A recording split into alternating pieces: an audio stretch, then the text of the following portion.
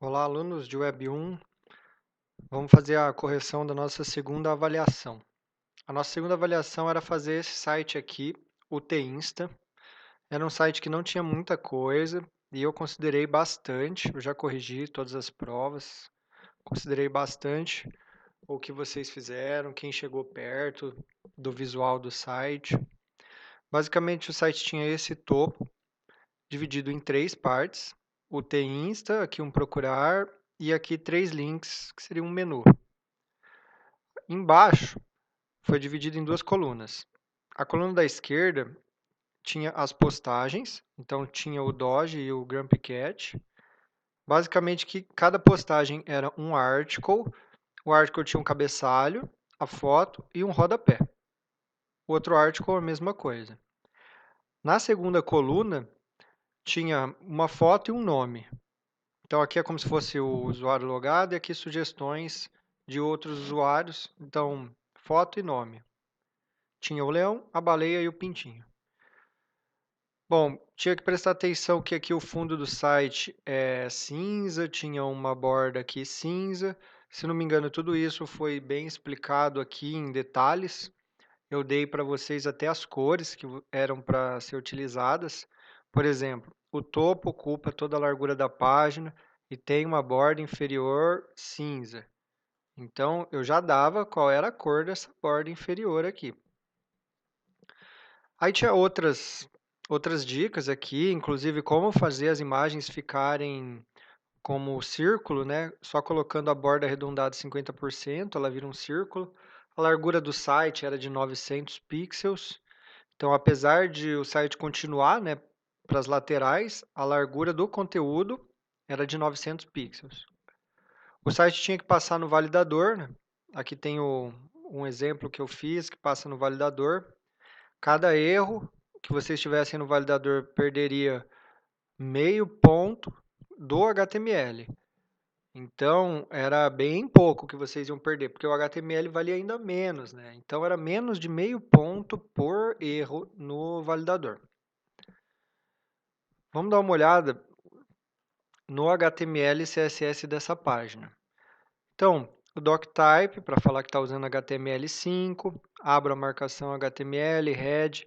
O título estava lá escrito no PDF que tinha que ser UTinsta. O resto aqui é a mesma coisa que a gente usava desde a primeira avaliação, né? O conjunto de caracteres para funcionar a acentuação, esse referer para melhorar a segurança do site, incluir o reset e o estilo CSS. No corpo do site, eu deixei aqui como cabeçalho, então toda essa primeira parte daqui de cima eu chamei de cabeçalho. Dentro dele, eu coloquei uma div que era para delimitar o conteúdo do meu cabeçalho. Aqui site largura. Eu deixei o Tinsta com H1 como título do site, então dividi em três partes. O H1, um formulário com o campo de busca. Quem não usou o formulário perdeu um pouquinho também, bem pouquinho de nota, menos de meio. E aqui no canto eu coloquei um menu com três links. Teve gente que deixou toda essa parte de cima como menu, não tem problema, não descontei nota. Inclusive tem gente que não usou o H1 aqui, se não me engano também nem descontei nota. Então, era só isso daqui mesmo. Então eu usei H1, aqui o formulário com campo e aqui três links. Aí vem para a parte de baixo do meu site, que eu deixei tudo no main. Se você deixou o main só a parte da esquerda, também não tem problema, não ia perder nota.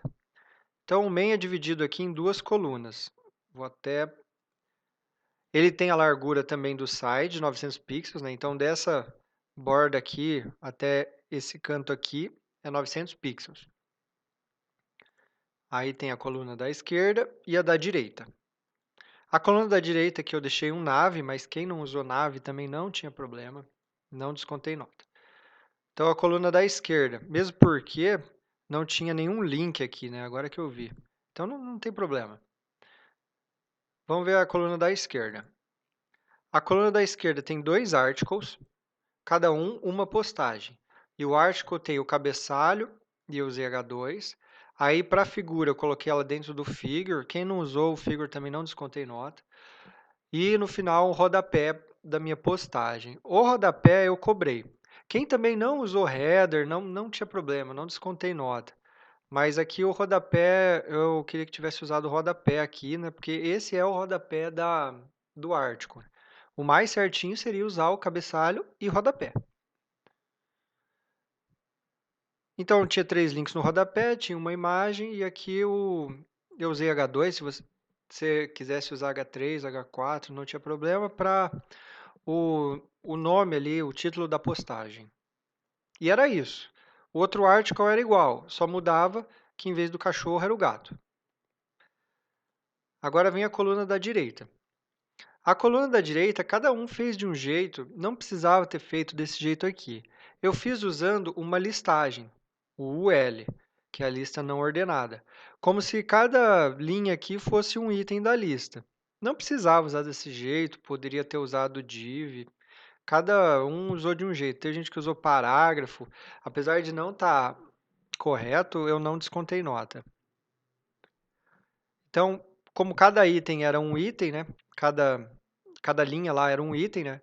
A primeira linha aqui tinha uma imagem e eu usei uma outra div com o nome TFPR. Podia também ter usado H3, H4, teve gente que usou, sem problema. Esse primeiro item tem uma classe diferente, né, que é o usuário, porque ele tem um visual diferente. O próximo é um item com a classe sugestões, sugestões para você, que só tinha essa frase aqui. Aí os próximos 3 itens tinham uma imagem e o nome. Então, uma imagem e o nome, uma imagem e o nome, em cada item. Então, ficou aqui, ó, imagem, nome, imagem, nome, imagem, nome. Só era importante, isso não só para a prova, mas quando vocês estiverem estruturando HTML dos sistemas de vocês, que vocês agrupem coisas relacionadas. Eu vi gente, por exemplo, não agrupando nada do que está aqui. Então, por exemplo, a pessoa fez uma div para cá e outra div para cá, divs irmãs. E aí, como div irmã é essa e outra irmã é essa. Então, ele não relacionou nada que estava aqui. Então, cada coisa aqui era uma div completamente não relacionada umas com as outras. Isso daí é muito ruim. É uma má prática de programação, porque você vai deixar super desorganizado o HTML da sua página. Inclusive depois, na hora de fazer o visual, vai dar mais trabalho. Se for um sistema, talvez seja mais fácil usar, por exemplo, se fosse aqui uma lista que eu ia pegar essa lista e depois o cara quisesse excluir um item da lista ou adicionar um novo item da lista, como nada está relacionado, ia dar bem mais trabalho de fazer isso daí, sabe? Ia começar a ser um monte de gambiarra. Agora vamos supor que aqui tem uma imagem e aqui tem o nome e essas duas informações estão relacionadas. Então você deve colocar essas duas informações agrupadas em um bloco para facilitar futuramente, quando você precisar editar esse HTML ou CSS.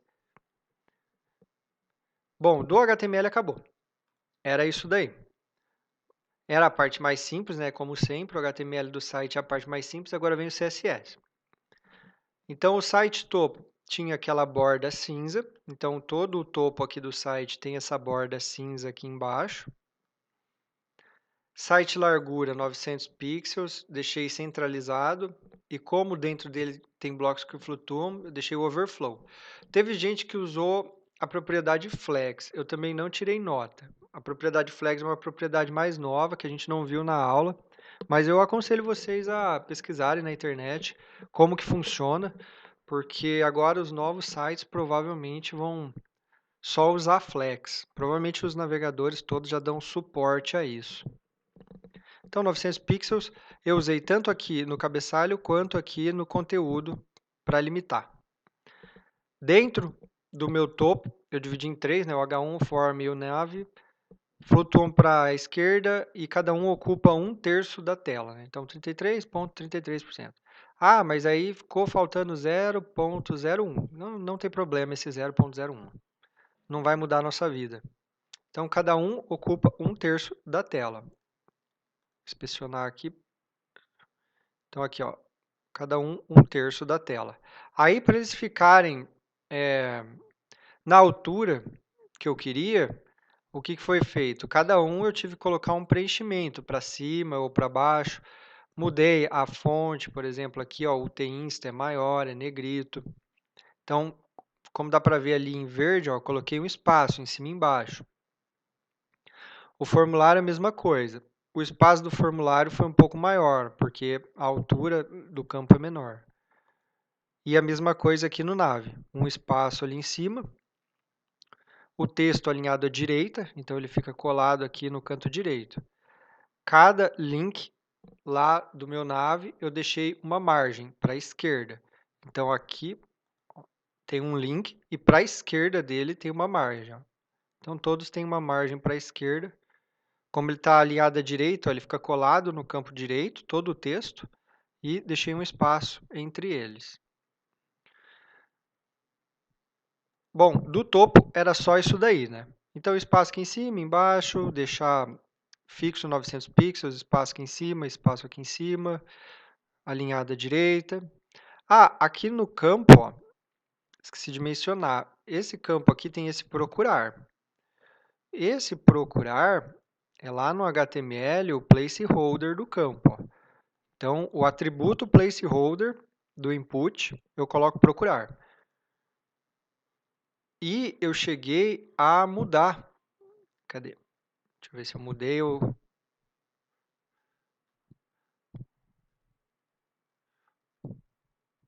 Aqui, input.